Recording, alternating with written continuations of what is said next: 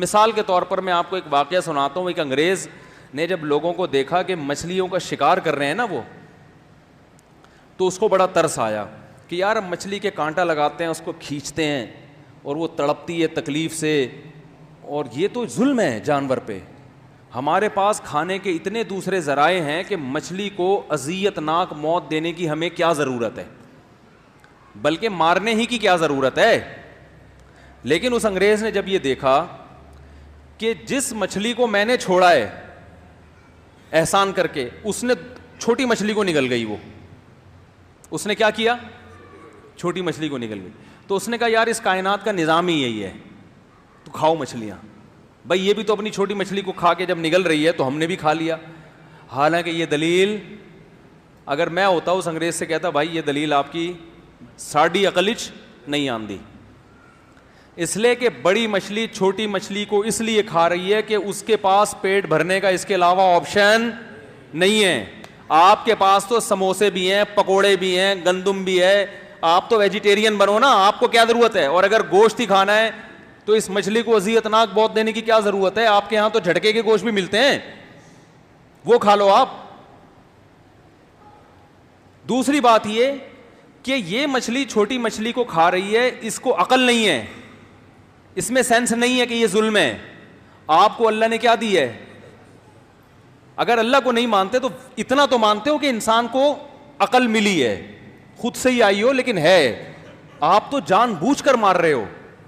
ارے مجھے ایک بات بتاؤ کہ مچھلی چھوٹی مچھلی کو جب کھا سکتی ہے اپنی جنس کی، اس کا مطلب یہ ہوا کہ طاقتور، اس سے جو دلیل اصل پکڑنی چاہیے تھی نا ان کو، صرف مچھلی کھانے کا جواز ثابت نہیں ہوتا، اس سے یہ بھی ثابت ہوتا ہے کہ طاقتور انسان کمزور انسان کو بھی کھا سکتا ہے. بہت مشکل ہے بات سمجھانا. مچھلی مچھلی کو کھا رہی ہے، کیوں کھا رہی ہے؟ کہ اس کو کھا سکتی ہے، اپنے سے بڑی مچھلی پہ وہ ہاتھ نہیں ڈالے گی، اگرچہ مچھلی کے ہاتھ نہیں ہوتے. اس سے اگر آپ نے دلیل پکڑنی ہے نا تو اس سے تو یہ بھی ثابت ہو رہا ہے کہ بڑا انسان چھوٹے انسان کو بھی کھا سکتا ہے. لیکن آپ اس طرف اس لیے نہیں جا رہے کہ آپ کو پتا ہے اس سے نظام تباہ ہو جائے گا. کیونکہ پھر میں اگر یہ دلیل دوں گا نا کہ میں چھوٹے کو کھا سکتا ہوں تو سب سے پہلے جو مجھ سے بڑا ہے وہ مجھے کھائے گا. یہاں آ کے انگریز ہتھیار ڈال دیتا ہے اور کہتے ہیں نا نا نا نا نا نا، بڑی مچھلی جیسے چھوٹی مچھلی کو جب کھا سکتی ہے تو ہم بھی اس مچھلی کو تو کھا سکتے ہیں، لیکن ہم اپنے سے چھوٹے انسان کو نہیں کھا سکتے. یہ اپنے آپ کو تسلی، غالب کا شعر ہے، دل کے خوش کرنے کو غالب خیال اچھا ہے، ورنہ یہ کوئی دلیل سمجھ میں آتی نہیں ہے. تو یا تو بڑا انسان چھوٹے انسان کو بھی کباب بنا کے کھا سکتا ہے اگر اس کو بھوک لگ رہی ہے، یا تو یہ ہے، یا یہ ہے کہ پھر انسان جانور بھی نہیں کھا سکتا. کیونکہ آپ کو اللہ نے عقل دی ہے، آپ اپنی عقل سے جان کر کسی پر ظلم نہیں کر سکتے. جتنا زندہ رہنے کا آپ کو اس کائنات میں حق ہے اتنا ہی حق جانوروں کو بھی ہے. آپ گوشت کھا ہی نہیں سکتے، آپ کو ویجیٹیرین بننا پڑے گا. نہیں آ رہی میرا خیال ہے بات؟ تو دلائل سے یہ ثابت کیا جا سکتا ہے کہ گوشت کھانا حرام ہے ایتھیس کی نظر میں. وہ ایک ایتھیس نے بھی بیان دیا بقرعید کی قربانی پہ کہ کروڑوں جانور مسلمان کاٹ کے کھا جاتے ہیں، ظلم کرتے ہیں جانوروں کے اوپر. میں کہتا ہوں کہ اگر بقرعید میں کاٹنا ظلم ہے تو گوشت کھانے کے لیے کاٹنا بھی کیا ہے؟ ظلم ہے. کیوں کاٹ رہے ہو بھائی؟ جتنا زندہ رہنے کا حق آپ کو ہے اس بکرے کا بھی ہے کہ نہیں ہے؟ کس بیس پہ آپ کھا رہے ہو؟ نہیں آ رہی بات؟ دیکھو بکرا 2 دانت کا ہوتا ہے، جوانی کی دہلیز پہ قدم رکھتا ہے، اسے بکری سے سیٹنگ کی اجازت بھی نہیں دی جاتی، آنکھ مٹکے کی بھی. خود تو آپ نائٹ کلبوں میں پتہ نہیں کیا کیا کر رہے ہو جا کے.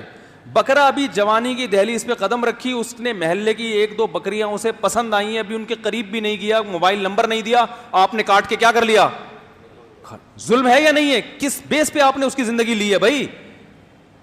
کاٹ کے کھا لیا یا جھٹکا مار کے کھا لیا، جس طرح بھی کھا لیا، آپ کس بیس پہ کھا رہے ہو آپ اس کو؟ کیا دلیل ہے؟ آپ یہ کیسے کہہ سکتے ہو کہ مجھے تو زندہ رہنے کا حق ہے اور اس کو نہیں ہے؟ اس کی دلیل کیا ہے آپ کے پاس؟ تو حقیقت میں اگر عقل سے فیصلہ کروانا ہے تو انسان کے لیے گوشت کھانا حلال نہیں ہے. عقل یہ کہتی ہے. اور وہ پودے جن میں کچھ نہ کچھ حص اللہ نے رکھی ہے ان کا کھانا بھی جائز نہیں ہے. بعض پودوں میں بھی کچھ حص ہوتی ہے, ان کو بھی تکلیف کا احساس ہوتا ہے, ان کا کھانا بھی آپ کے لیے کیا ہے؟ بولو بھائی, جائز نہیں. تو ہندو صحیح کہتے ہیں کہ کیوں کھا رہے ہو, نہیں آ رہی بات, کیوں کھا رہے ہو بھائی؟ اس کی دلیل صرف ہمارے پاس ہے. ہم کہتے ہیں جس خدا نے اس مچھلی کو پیدا کیا, ہم تو اللہ کے وجود کے قائل ہیں, جس خدا نے اس جانور کو پیدا کیا سب سے پہلے وہ مالک ہے, یہ سب اس کے غلام ہیں, اس کی ملکیت میں ہیں. تو آدمی اپنی ملکیت میں ایک چیز کسی دوسرے کو اٹھا کے دے سکتا ہے. لوگ مجھ سے اکثر مسئلہ پوچھتے ہیں, باپ زندگی میں جائیداد کیسے تقسیم کرے؟ ہم کہتے ہیں جیسے چاہتا ہے ویسے تقسیم کرے, اس کی ملکیت ہے, جس کو چاہے دے.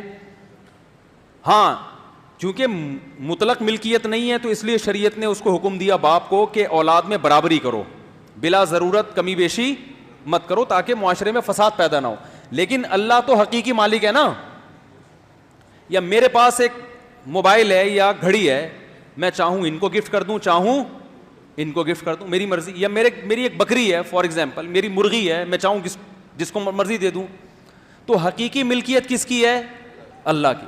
تو جب اللہ کی ملکیت ہے تو ہمارے پاس اس کی بھی دلیل ہے کہ یہ اللہ کی ملکیت, اور مضبوط ذرائع سے ہمیں یہ بھی پتہ چلا ہے کہ اللہ نے ہمیں یہ بتایا ہے وَسَخَّرَ لَكُم مَّا فِي السَّمَاوَاتِ وَمَا فِي الْأَرْضِ, کہ جو کچھ آسمانوں میں اور جو کچھ زمینوں میں ہے یہ تمہارا ہے. نہیں آ رہی بات؟ اللہ نے ہمیں کیا کہا؟ یہ کس کا ہے؟ انسانوں کا ہے, تمہارے لیے بنایا.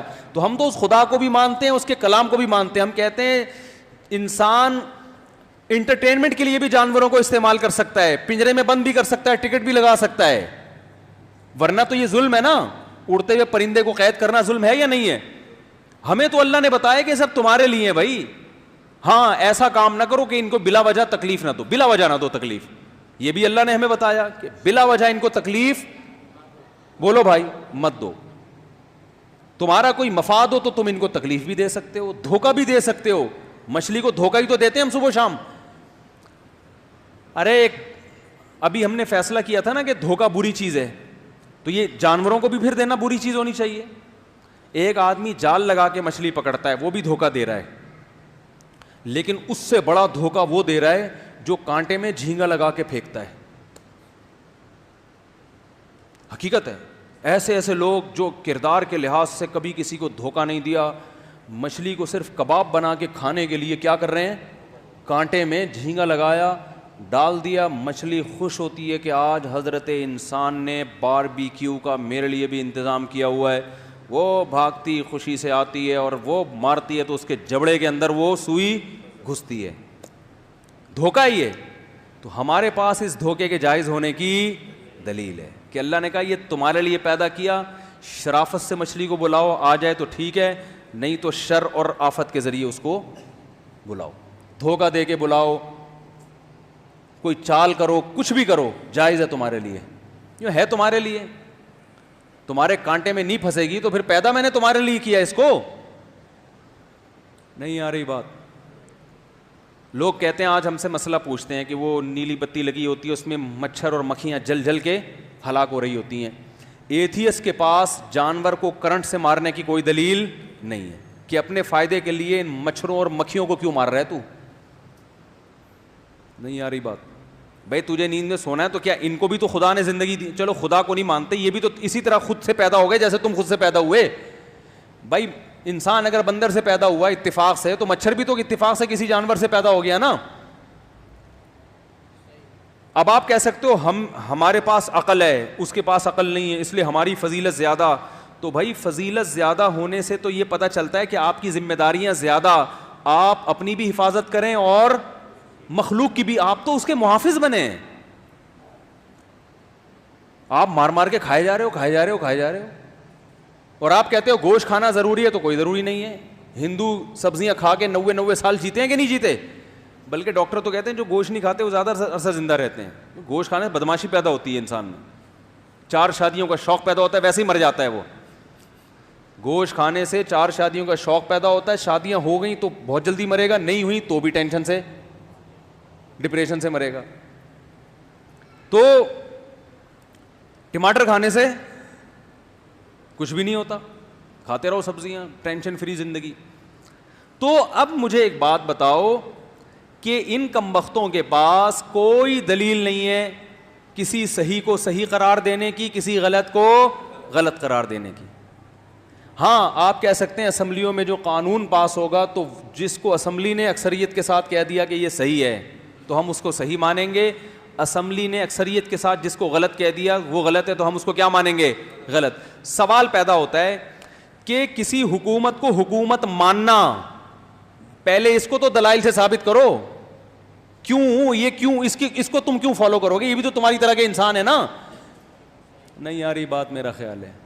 او بھائی تم ملک کی جتنے بھی ایتھیسٹ ہیں نا یہ ملک کی قوانین کو بہت زیادہ فالو کرتے ہیں اچھا انسان ثابت کرنے کے لیے اپنے آپ. ایکچولی ایک نیشن, ایک قوم ہے ہماری ایکچولی اچھا انسان ہونے کی کیوں بھائی یہ گورنمنٹ کو تو کیا دیا ہے تجھے گورنمنٹ نے تو اس کو فالو کر رہا ہے. یہ کہہ سکتے ہیں کہ گورنمنٹ کے ہم پر بہت سارے احسانات ہیں تو پوچھ کے کیے احسانات, آپ کی پرمیشن. یہ کہتے ہیں اللہ نے ہمیں اگر پیدا کیا ہے تو ہم نے تو نہیں کہا تھا اللہ کو کہ ہمیں پیدا کرو. تو آپ کو اگر امریکہ میں آپ نیشنل ہو یا پاکستان میں ہو, کسی نہ کسی ملک میں تو ہوگے نا.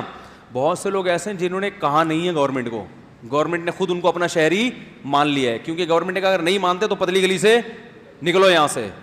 انہوں نے بھی جبرن آپ کو نیشنلٹی دی ہے کہ یا تو ادھر کے ہو یا ادھر کے ہو, تو اس کی وفادار بنتے ہیں حکومتوں کے, حالانکہ اس کی بھی کوئی دلیل نہیں ہے کہ اس گورنمنٹ کو آپ مانو.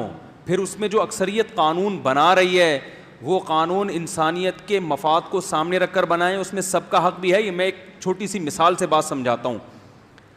بہت پرانا واقعہ, یہ میرا خیال 15-20 سال ہو گئے ہوں گے. برطانیہ کی جو اسمبلی ہے اس میں یہ قانون پاس ہو رہا تھا کہ برطانیہ یا امریکہ, کیونکہ پرانا واقعہ ہو گیا تو اب مجھے صرف اصل مفہوم یاد رہ گیا اس کا, اس کی تفصیلات ذہن سے نکل گئی ہیں. تو وہ قانون میں یہ بات